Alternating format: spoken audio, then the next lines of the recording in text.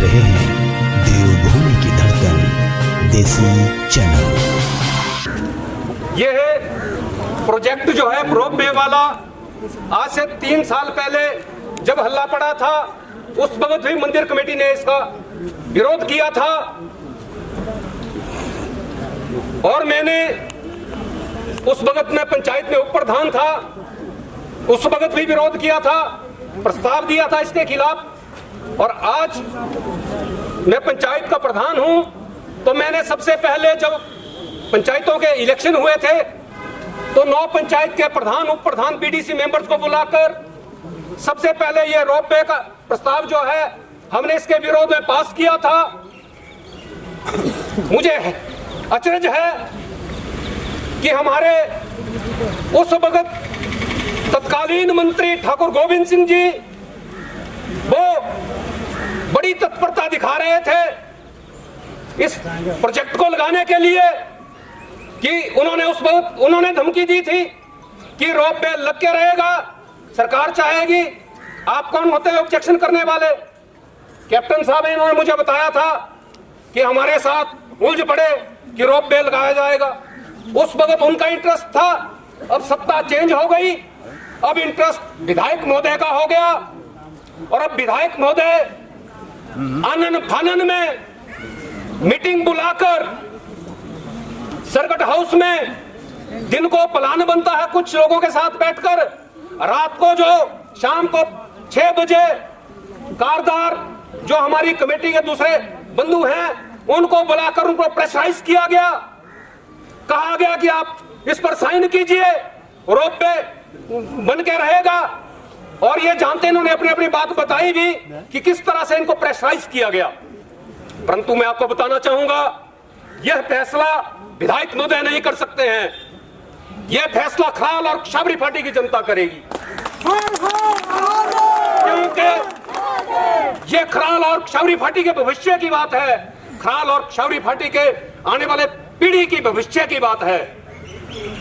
विधायक महोदय कौन होते हैं इसको तय करने वाले? एरिया हमारा, फैसला तुम्हारा, नहीं चलेगा, नहीं चलेगा। एरिया हमारा, फैसला तुम्हारा, नहीं चलेगा, नहीं चलेगा। हरे पेड़ कटेंगे 300 के लगभग।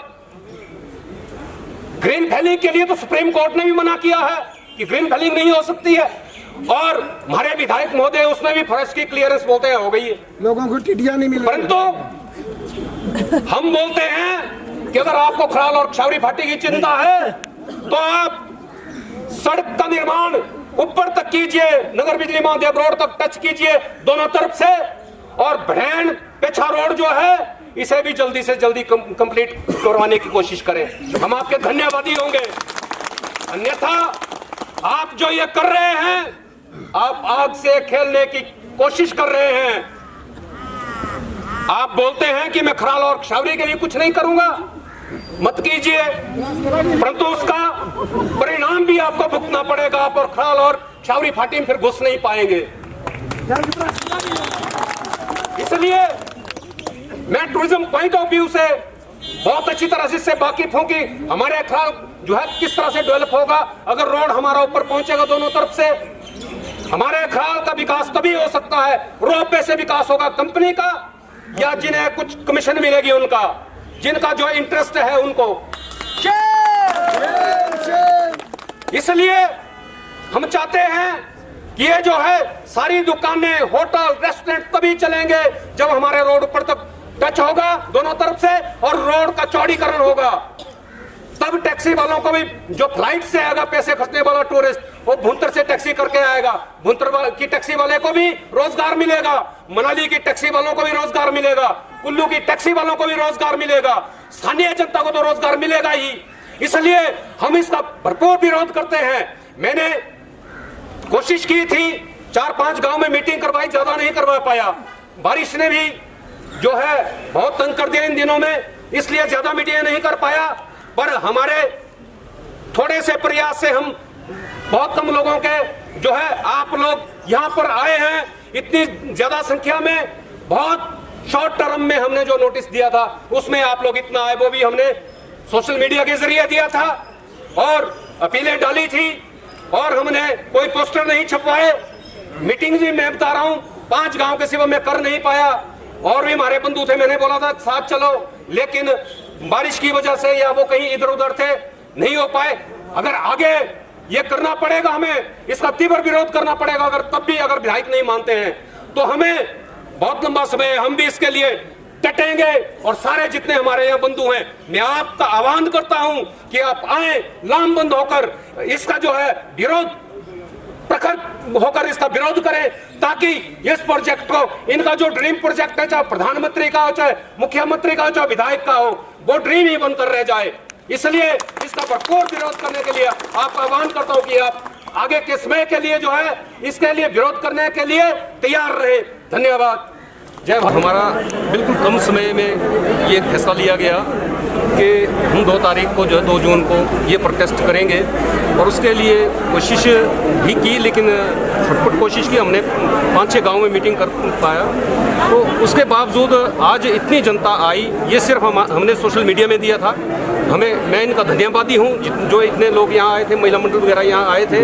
इन लोग, क्योंकि खरहाल की जो जनता है, ये सारी की सारी समूची जनता और शाबरी फाटी की जनता जो है वो नहीं चाहती कि यहाँ रोपवे लगे, क्योंकि इससे हमारे रोजगार पर सीधी हमारी आर्थिकी पर चोट है। इसलिए ये हमारे रोजगार को छीनेगा।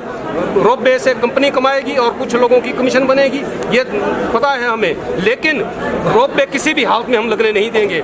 हम चाहते हैं कि रोड हमारा ऊपर तक टच हो और रोड की वाइडनिंग हो, और रोड की वाइडनिंग होने के साथ साथ जो है, अगर ये जंगल हमारा कटने से बच जाएगा जो रोपवे के लिए कटेगा, थोड़े बहुत प्लांट्स जो है हमारे कटेंगे ऊपर दियार के, लेकिन ज़्यादा नहीं कटेंगे। अगर सड़क हमारी दोनों तरफ से ऊपर टच हो जाती है, उससे रोजगार के जो है तगड़े अवसर निकलेंगे। इसलिए हम चाहते हैं कि हम एक गैर राजनीतिक रूप से ये कर रहे हैं। इसमें विभिन्न विचारधाराओं के लोग हैं, इसमें कांग्रेसी भी है, कम्युनिस्ट भी है, बीजेपी भी है। हमने कोई राजनीतिक लड़ाई नहीं है ये हमारी। हम विधायक महोदय को भी कहना चाहते हैं कि आप इसमें राजनीति मत लाइए। अगर आप राजनीति लाते हैं तो आप आग से खेल रहे हैं, बाकी इसका रिजल्ट भी फिर गलत होगा।